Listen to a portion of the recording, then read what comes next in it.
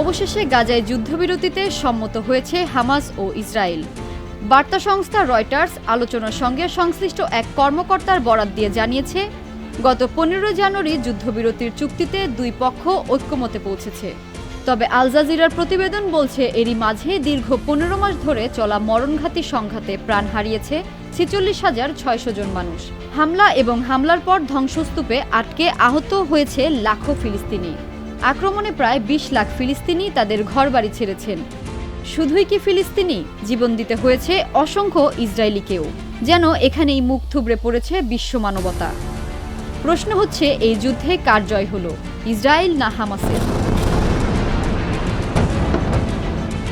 ধারণা করা হচ্ছে, এ যুদ্ধবিরতি ইসরায়েল ও হামাসের মধ্যে স্মরণকালের সবচেয়ে রক্তক্ষয়ী ও বিধ্বংসী লড়াইয়ের অবসান ঘটতে পারে। এমন এক লড়াই যা ইসরায়েল ফিলিস্তিনি ছাপিয়ে গোটা মধ্যপ্রাচ্যে প্রভাব ফেলেছে। পাশাপাশি এ লড়াই কয়েক দশক ধরে চলতে থাকা ইসরায়েল ফিলিস্তিনি দ্বন্দ্বকে গোটা মধ্যপ্রাচ্যের অস্থির ও আতঙ্কের প্রাণকেন্দ্রে নিয়ে এসেছে। חיסולו הוא ציון דרך חשוב בשקיעת שלטון הרשע של החמאס.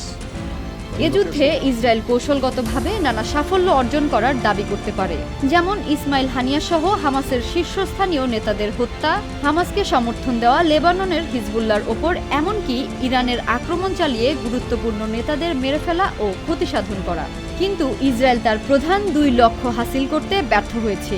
এর একটি হামাসকে নির্মূল করা, অন্যটি 2023 সালের 7 অক্টোবর হামাসের হাতে জিম্মি হওয়া সব ইসরায়েলিকে ফেরত আনা। গাজায় বিরামহীন নিষ্ঠুর হামলা ও ধ্বংসযজ্ঞ চালিয়ে ইসরায়েল ফিলিস্তিনি স্বাধীনকামী সংগঠনকে অনেকটা দুর্বল করতে পেরেছে ঠিকই, কিন্তু তারা আজও টিকে আছে। আবার গাজায় জিম্মিদের কেউ কেউ ইসরায়েলি বাহিনীর হামলাতেই নিহত হয়েছেন। ক্ষেত্রবিশেষে ইসরায়েলি সেনাদের অগ্রযাত্রার মুখে কিছু জিম্মিকে হামাস হত্যা করেছে। এর বিপরীতে দেশের অভ্যন্তরে ব্যাপক বিক্ষোভের মুখে পড়তে হয়েছে ইসরায়েলি প্রধানমন্ত্রী নেতানিয়াহুকে। বিক্ষোভকারীদের মধ্যে ছিলেন কিছু জিম্মি পরিবারের সদস্যরাও। নেতানিয়াহুর বিরুদ্ধে সমালোচকদের অভিযোগ, জিম্মিদের দ্রুত ফিরিয়ে আনার বদলে তিনি নিজের রাজনৈতিক স্বার্থ হাসিল করে চলেছেন। যদিও এসব অভিযোগ নাকচ করে দিয়েছেন তিনি। গাজায় ইসরায়েলের নৃশংস অভিযান বিশ্বজুড়ে দেশটিকে নিয়ে ক্ষোভের জন্ম দিয়েছে। আর আন্তর্জাতিক অপরাধ আদালত যুদ্ধাপরাধ ও মানবতাবিরোধী অপরাধে যুক্ত থাকার অভিযোগে নেতানিয়াহু, তার সাবেক প্রতিরক্ষা মন্ত্রী এবং হামাসের একজন শীর্ষস্থানীয় কমান্ডারের বিরুদ্ধে গ্রেফতারি পরোয়ানা জারি করেছেন। হামাসের দাবি অনুযায়ী ইসরায়েলে তাদের 7 অক্টোবর হামলার লক্ষ্য ছিল ফিলিস্তিনিদের দুর্দশা ও স্বাধীনতার ইস্যুকে আন্তর্জাতিক সম্প্রদায়ের দৃষ্টিগোচরে নিয়ে আসা। ইসরায়েলে হামলা চালিয়ে হামাস তাদের প্রত্যাশিত ইস্যুতে আন্তর্জাতিক সম্প্রদায়ের নজর কাটতে পেরেছে অনেকখানি।